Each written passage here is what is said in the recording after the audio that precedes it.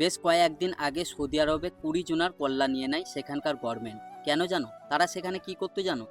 যারা নতুন কাজে যেত ইন্ডিয়া, বাংলাদেশ থেকে, পাকিস্তান থেকে, তাদেরকে ডেকে নিয়ে যেত এবং বলতো যে আমরা আসো, তোমাদেরকে কাজ দেবো।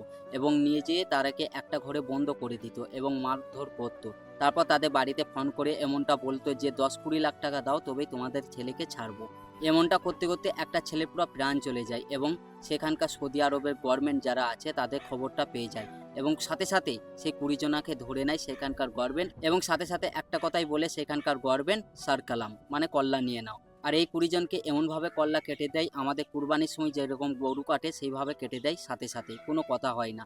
তো ব্যাপার হচ্ছে, যারা ভাই কাজে যাচ্ছ একটু দেখে শুনে যাও, কারণ এখন স্ক্যাম বেশি চলছে সৌদি আরবে।